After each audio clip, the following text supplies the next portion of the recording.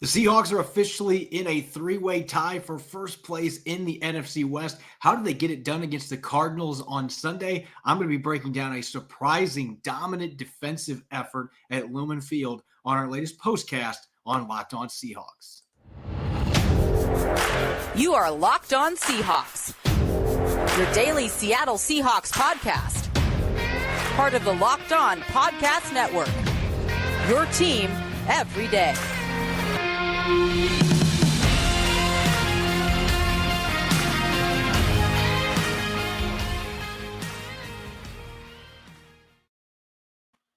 Greetings, 12. This is Corbin Smith, your host for Locked On Seahawks. Thanks to all the 12s out there for hanging around for our postcast and listening to our podcast 5 days a week. Had some technical difficulties that I had to get through. Tried to start the show at 9 o'clock as scheduled. Unfortunately, sometimes technology doesn't allow you to do things exactly how you want to. But here we are, ready to break down the Seahawks' 19-9 victory over the Arizona Cardinals at Lumen Field on Sunday. Certainly not the score anybody was expecting heading into this contest. I'm going to talk about how this turned into a defensive slugfest, the Seahawks flipping everything they've done in the first 5 games on its head and finding a way to win this game to move to 3-3 plus our weekly game balls and 3 up, 3 down. This postcast is brought to you by PrizePicks. PrizePicks is daily fantasy made easy. Pick 2 to 5 players, and if they score more or less than their PrizePicks projection, you can win up to 10 times your money on your entry. First-time users can receive a 100% instant deposit match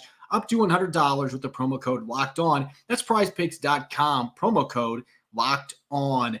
All right, let's get to the coverage of today's game. The Seahawks taking on the Arizona Cardinals at Lumen Field. And I think everybody was anticipating going into this game that this was going to be a high-scoring affair. In fact, on our Thursday crossover with Alex Clancy, the host of Locked On Cardinals, both of us, from a betting angle, we were hammering the over button on over 50 points between these two teams because the Cardinals have plenty of fireworks. Even without DeAndre Hopkins, the Seahawks entered this game with the 7th best scoring offense in the NFL, and they'd been putting a ton of points on the board, hadn't really been stopping anybody in recent weeks.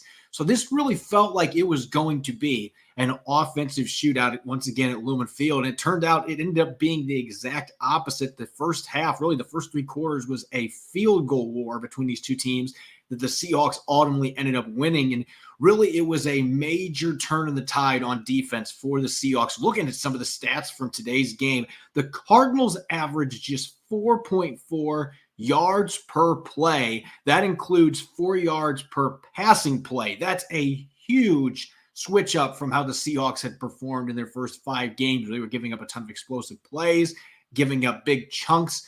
Pretty much seemed like every other play they were giving up chunk plays, and that did not happen. There were certainly a few explosives in this game. Kyler Murray finished with 100 rushing yards, but everyone else that ran the football, the actual running backs, the non-quarterback rushers, 43 yards on the ground, under 2.5 yards per carry. So that was a major improvement for the Seahawks, and really what ultimately dictated this game.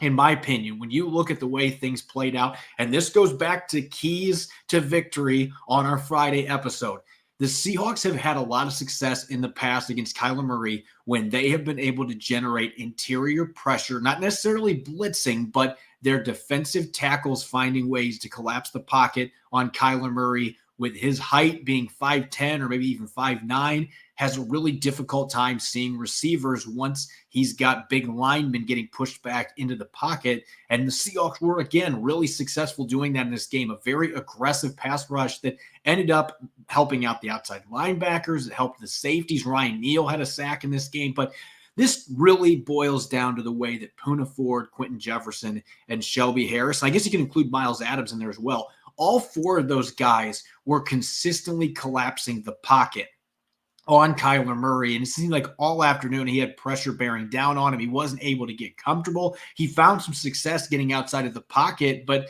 for the most part, the Seahawks edge defenders did a good job of containing. So you mix those two things together. You're getting interior pressure from your defensive tackles. Your edge rushers are containing pretty well. Had a few times they got too deep upfield.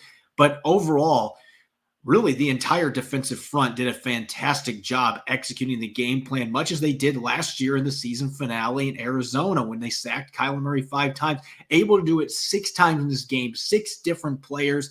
You had 3 interior defensive linemen, 2 edge rushers, and a safety all combining for sacks. And so Kyler Murray was never able to get comfortable in this game. And that really was a game changer for the Cardinals, who their offense is still built around the passing game. Had a few explosives down the field, but they could not find consistent success through the air. Murray was underthrowing a lot of passes in this game, especially shorter routes thrown into the turf. Just never seemed like he was able to really get into a rhythm. There would be a chunk play, and then the drive would get stagnant. Just not something we're used to seeing from the Seahawks, who forced 3 3-and-outs in this football game. I don't know if they had that many in their first 5 games combined. And then you look at the 3rd down and 4th down numbers. This is really what changed this football game in favor of the Seahawks. Arizona went 4 for 16 on 3rd down. They were 1 for 5 on 4th down. The one conversion they had was late in the 4th quarter, deep in their own territory. The Seahawks were willing to give up the 1st down there. They just weren't going to give up a play over the top. But their first 3 that they missed on were all in field goal range. Even with a backup kicker, they were easily in field goal range. 2 of them were in the red zone, and Cliff Kingsbury decided to roll the dice and go for it. And they ran pass plays on all 3 of those plays. None of them were converted. One of them thrown into the ground to Rondale Moore. There was another one that Quentin Jefferson got back into the pocket and sacked Kyler Murray. None of them ended up coming close to working out. And the Seahawks basically, Pete Carroll said, you're creating turnovers. It's just turnovers on downs. The Seahawks were able to force 3 of those, and that took 9, maybe even more points off of the scoreboard for the Arizona Cardinals in those situations. And Seattle was not great in the red zone either in this football game. They were 1 for 5 in red zone situations. They scored a pivotal touchdown late with Ken Walker III, but they were settling for field goals. In the end, though, those field goals started to feel like touchdowns with how poor the Cardinals offense was playing, how well the Seahawks were playing defensively, getting after Kyler Murray. The weight of each of those successive field goals, it really started to dog the Cardinals because they just couldn't get anything going. Finished with just 3 points on offense today. They got a gifted touchdown on a special teams mishap. I'm sure I will get to that later in the show, but all things considered, this Seahawks defense, this was the most unexpected performance. I mean, Arizona has been starting slow every single game, so that should not have been a surprise early that their first drive, as promising as it was, ended up sputtering. They had to settle for a field goal. But for them in the second half not to be able to put any points up on the board on offense, they've been electric in the second half of games. They've been one of the most explosive offenses in the NFL in the final 2 quarters. That did not carry over this game. The Seahawks, from start to finish, you take out the first couple plays where the Cardinals marched quickly into Seahawks territory. You take that out of the equation. Man, what a phenomenal performance from the defense. It started with the pass rush, the ability to get after Kyler Murray and get him off of his game with that interior pressure, containing off the edge. After his 42-yard run in the opening drive, he had a couple other nice runs, but the Seahawks were able to create turnovers on one of those. And I think that would be the other thing that I would hit on here before we move to the game balls. I think the biggest reason this defense is taking the next step forward, you get the pass rush today, but you have to credit the play of their rookies. Boy, Mafe had a couple of really nice plays defending the run, but you have to look at the history-making rookie phenoms that the Seahawks have in the secondary. Tariq Woolen with his 4th interception in as many games, picking off Kyler Murray on a go ball. Quandre Diggs after the game, I don't know why teams are still throwing go balls at a 6'4" corner that runs a 4.2 640, but teams continue to do it, and Woolen is making them pay for it. That is 4 straight games with a pick. That's the first time any Seahawk player has done that since Brandon Browner in 2011. Just the 7th time in franchise history, 14th rookie in NFL history to have 4 picks in his first 6 games, and he's the first rookie, according to Seahawks PR, since 1970 with a fumble recovery and an interception in consecutive games. So the 5th-round pick out of UTSA continues to make plays, and so does 4th-rounder Coby Bryant, who punched the ball out of Kyler Murray's hands in the 3rd quarter. He had a first down on a 9-yard scramble, was going towards the red zone. Looked at the Cardinals were going to threaten to cut that lead even further down and punched the ball out. Woolen's the one that recovered it. So these 2 rookies continue to come up with big plays. And that, by the way, since 1999 when they started tracking, Coby Bryant is the first rookie ever with 4 forced fumbles in his first 6 games, according to Pro Football Reference. So again, these two guys, they're etching their names in the record books. The Seahawks are getting so many contributions from rookies on both sides of the football, and that's making this 3-3 record all the more exciting. It's supposed to be a rebuilding year, and maybe to an extent it really is, but they're exceeding expectations from a record standpoint. They're tied for first place in the NFC West. A big part of that has been this 2022 draft class. You now have 6 players that are starting or at least playing the bulk of the snaps for Seattle.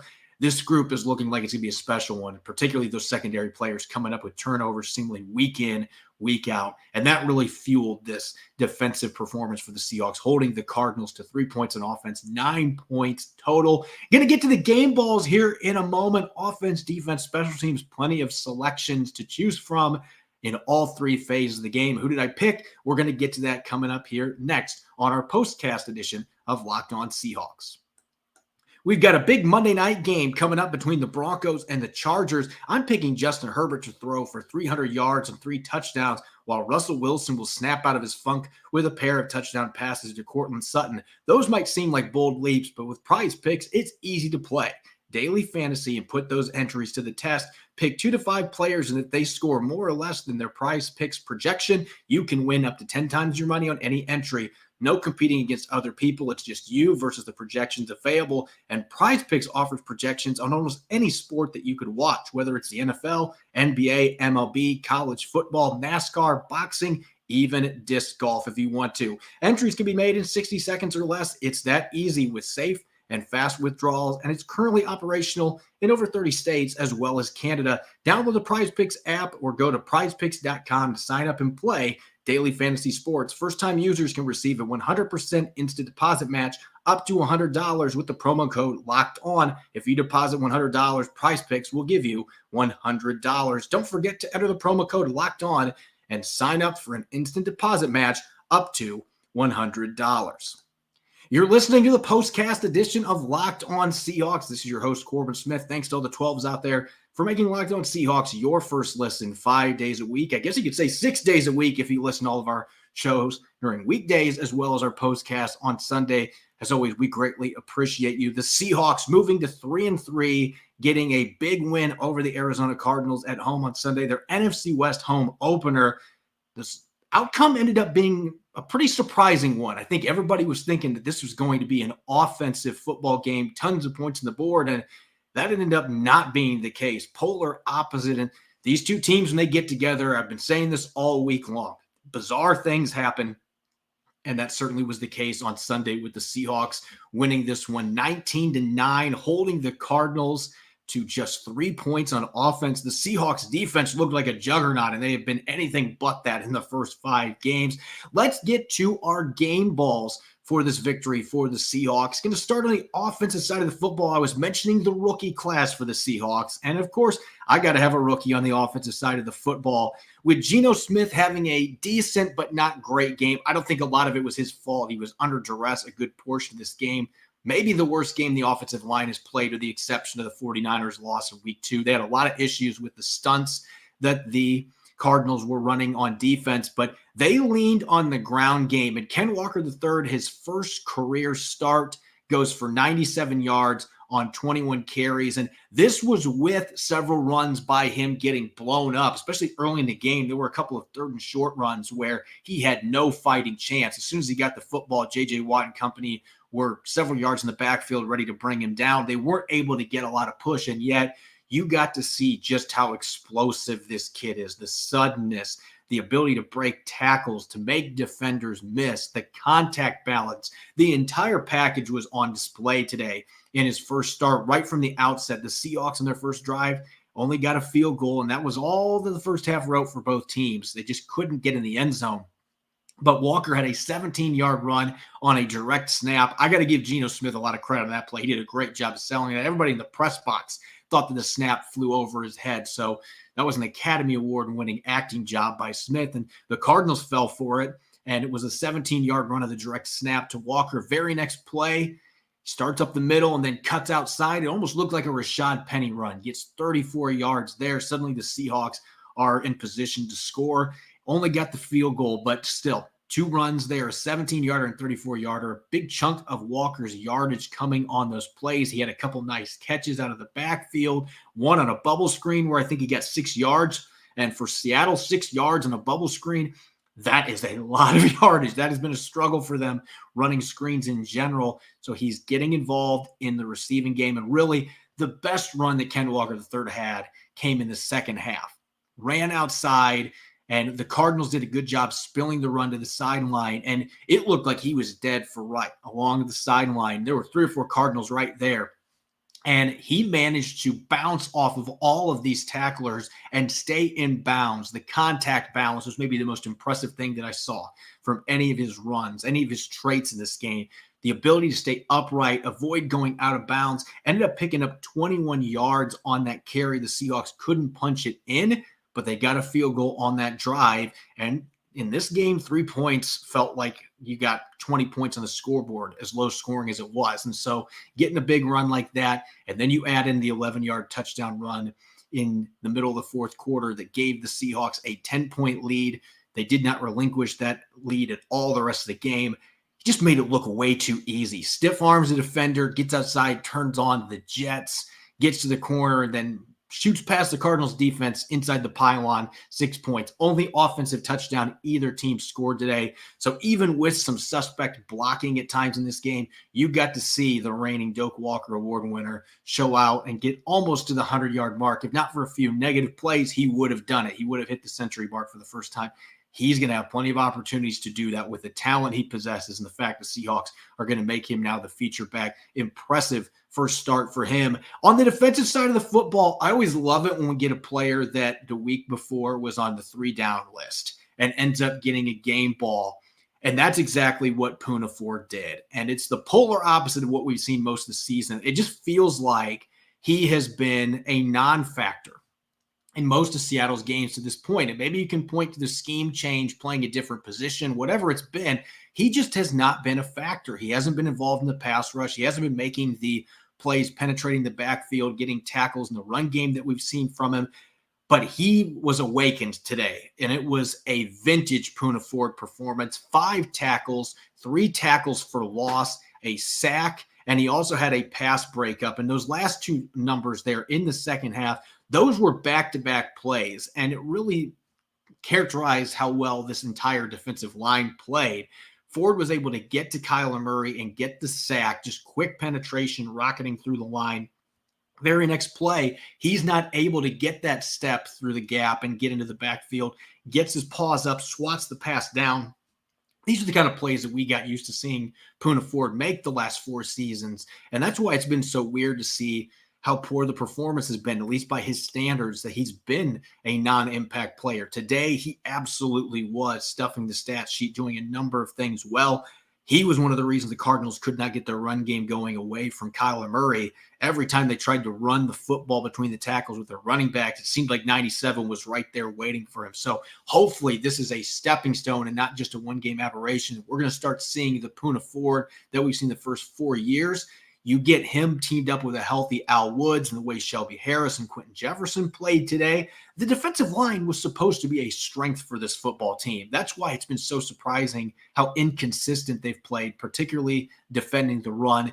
They're hoping this is that stepping stone that this group can play to the level that everybody expected going into the season. And that takes a lot of pressure off of the rest of the defense if your interior defensive line is playing at that kind of level. Kudos to Poona Ford for going out and having a great game. And maybe it's the Cardinals too. He's played really well against the Arizona Cardinals, had 1.5 sacks, 6 pressures last year in the season finale against him. Whatever it is, he loves playing Arizona and Kyler Murray, and that continued on Sunday with a massive performance along the defensive line. And going to special teams, this one is an easy pick.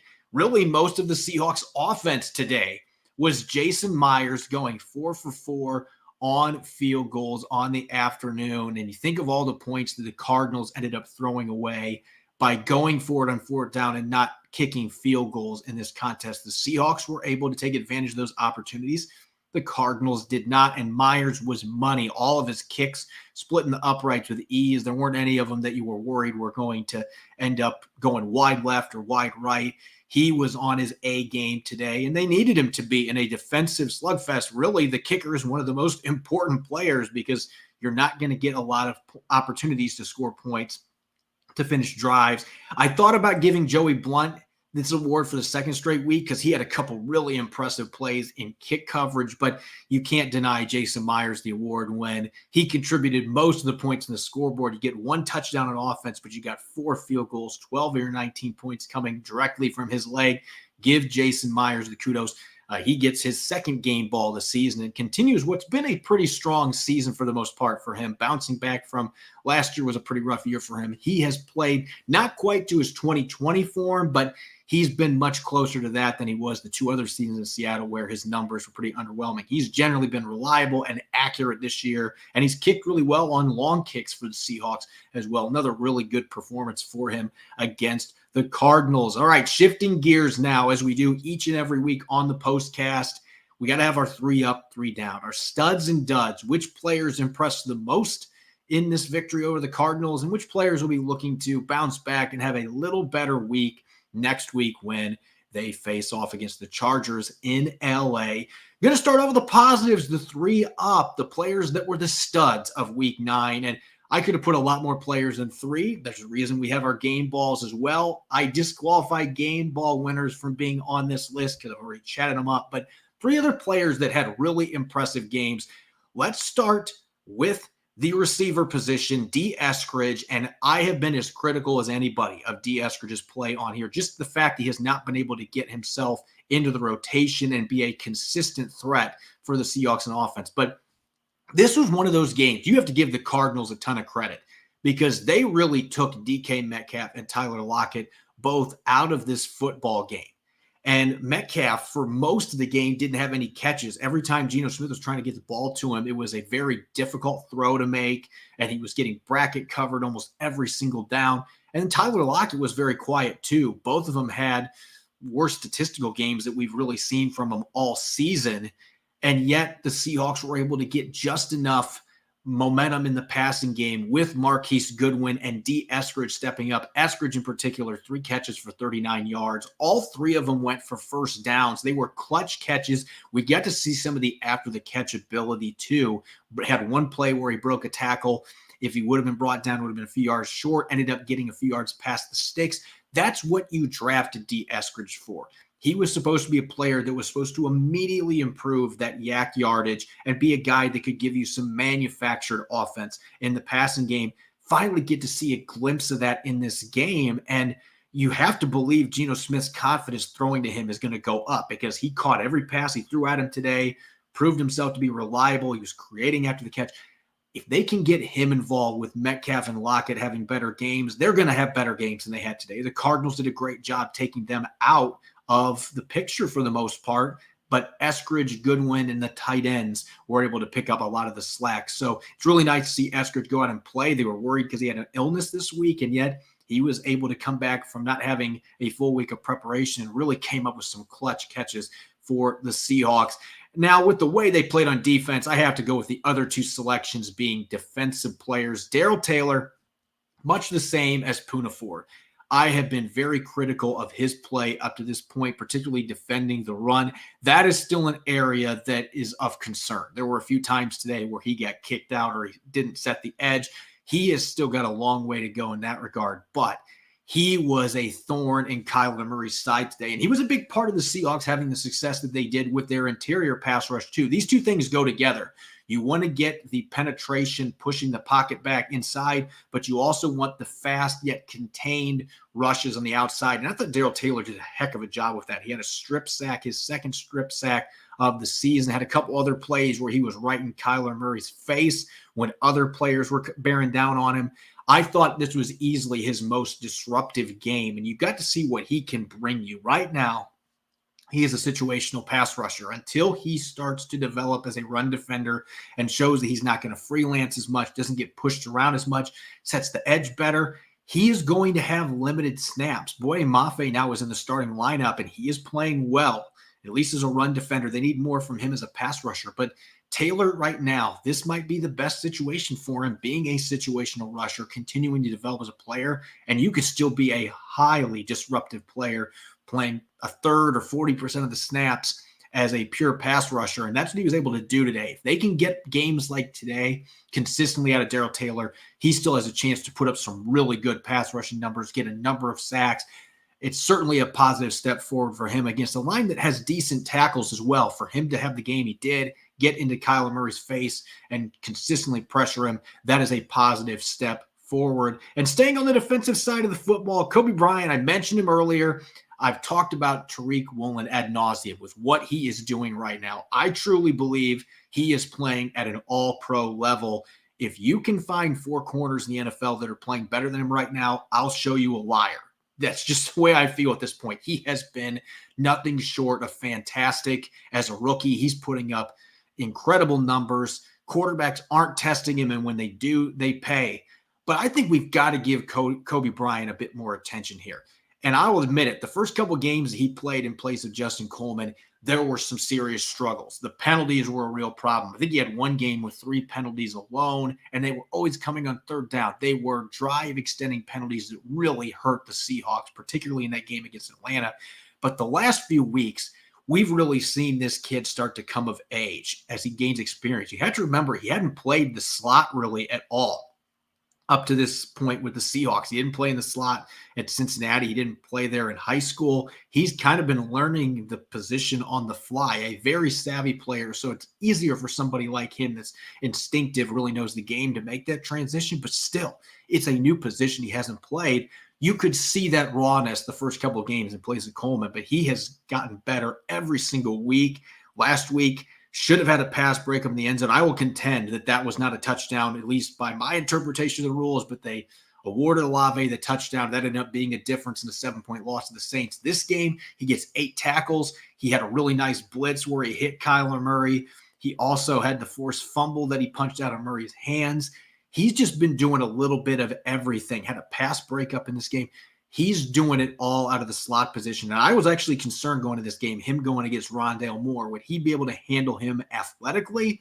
Not only did he do that, he played with the physicality you have to be able to limit yards after the catch, made a number of really nice tackles, contributed as a blitzer, and obviously the forced fumble as well. He keeps coming through with big plays, really doing a great job for the Seahawks. And you got to be excited with having 2 rookie corners that are playing as well as they are, creating as many turnovers as they are. Maybe get Trey Brown back in the mix. Mike Jackson's playing well over there as well. Had another nice game. Sidney Jones got some reps today. So pass rush leads to better play in the secondary, but these guys, week in, week out, are making really big plays. Coby Bryant continuing to impress in the slot. Now let's switch gears here. The 3 down. This was a little tougher this week just because the Seahawks, even though their offense did not play great, this is the kind of game that Pete Carroll was hoping for his team to finally have, where the defense played well. They were able to run the football fairly well and get just enough points on the scoreboard. There's going to be games like this you have to grind out victories. And the Seahawks, their defense have not played well enough really to this point to think that they were going to be able to win a contest like this, and yet they go out and they do it. That being said, there certainly were some players that did not play well in this football game, and I've got to start with the offensive line. Charles Cross is going to have his rough games. He's a first-round pick, but he is a rookie still. And the offensive line to this point, I feel like they have exceeded expectations. This is a group that had really been playing at a high level the last couple of weeks, and Arizona came into this game with just 6 sacks as a team. They almost equaled that amount in this game. They got 5 sacks on Geno Smith. Kudos to Vance Joseph, the defensive coordinator, for dialing up a bunch of twists and stunts. And it seemed like Charles Cross was really struggling with those. He got beat with power a couple times by Sanders, the rookie out of Cincinnati, off edge. Not necessarily known for winning as a bull rusher. He was able to do it a couple times against Charles Cross. He got hit with a big holding penalty that negated a first down. That's happened a couple times in recent weeks. So not necessarily the worst game for Charles Cross, but certainly one he's going to be looking back at on film. There's going to be areas to learn from, to grow from, because other teams are going to see this film, and the fact that Seattle's offensive line as a whole really struggled with communicating and picking up twist games, they are going to try to replicate that in future games. You can guarantee the Chargers are going to try to mix that in next week when the Seahawks head down to LA. So he's going to have to quickly learn and regroup from those mistakes. The same can be said for Damian Lewis. You expect Lewis to be, with 330, 335 pounds, to be a physical presence in the run game that can set the line of scrimmage, that can create push. I'm just not consistently seeing that from him right now. Even though they got almost 100 rushing yards out of Ken Walker III today, as I've mentioned a couple times on this show, they were not creating that consistent push. The Cardinals several times had multiple defenders in the backfield, and a couple of those plays were because Damian Lewis did not execute his block. There were a few times on twists and stunts that he missed his pass protection responsibility or did not pick up a player that was looping back inside, and they were able to get pressure on Geno Smith. A couple of those resulted in sacks. He has to be better. I'm still waiting for him to return to rookie form from a consistency standpoint. And I don't know if it was the switch over to left guard or just been all the injuries that he's had to deal with and he hasn't been able to get back in a rhythm, whatever it is. I've not seen that all Pro Football Writers Association rookie team selection play consistently the last couple of years. They need a better effort from him. I just didn't think that he played very well today. You could make an argument the entire offensive line struggled today with the way that they couldn't keep Geno Smith upright. Smith held onto the ball a little bit long at times, but really the O-line as a whole really struggled in this game. And those were the two that stood out to me on the left side. Seemed like the Cardinals were able to have a lot of success getting after Geno Smith over there, and it seemed like they weren't able to run the football very well to the left side in this football game either. I didn't pick any players on defense for 3 down because, quite frankly, Seattle, they held the Cardinals to 3 points. It's hard to envision that anybody deserves to be on this list, but the Seahawks still gave up 9 points in this game because of a miscue on special teams. And some of our listeners may be wondering why Nick Bellore is listed here instead of Michael Dixon. Dixon is the punter that fumbled in the end zone, and the Cardinals recovered it for 6 points. But as Nick Bellore, he admitted after the game, he took the blame for it. They missed their pass protection or missed their punt protection assignment there. And that allowed a defender to come shooting right in. Michael Dixon didn't have a chance to get off the punt. There was no room. So he was trying to move up so he could maybe have a chance to boot it out of there. Didn't happen, fumbles the ball. And that resulted from that missed protection from Nick Bellore. He took the blame on that. So you don't want to put too much on a guy for just one play, but that was a critical error for the Seahawks in this football game that resulted in 6 points. And we've seen this now 2 weeks in a row. There have been issues on the punt team. Michael Dixon gets it for last week. This week, there really was nothing he could do. You're already dealing with a short field issue where you're trying to punt much closer than you would in a normal circumstance, being pinned back in the end zone, and then a guy comes shooting through like that. You don't even have a chance to punt the ball away. Really can't blame him for what happened. Even if he held on to the ball, it's a situation where the Cardinals are going to be getting 6 points. So you don't want to put yourself in that spot. The missed protection call there, they certainly are missing Travis Homer there. That falls on Bellore. And so he gets to be one of the duds for today. Not too many selections for that, though. Generally a pretty good football game for the Seahawks to improve to 3-3. And now they're in a 3-way tie for first place in the NFC West. Who would have thought the Seahawks would be in that position after 6 weeks, given the turbulent offseason they had? And yet here we are. They've got a prime opportunity to get above 500 facing off against the Chargers next weekend. As always, you can follow me on Twitter, Corbin Smith NFL. Make sure to check out Locked On Seahawks and Apple Podcasts, Google Podcasts, Spotify, and streaming 5 days a week on YouTube. Coming up tomorrow, I'll be rejoined by my co-host, Rob Rang. The two of us will be dishing out some Monday musings, some in-depth takeaways from today's victory over the Cardinals. You won't want to miss it. Enjoy the rest of your weekend. Thanks for listening. Go Hawks.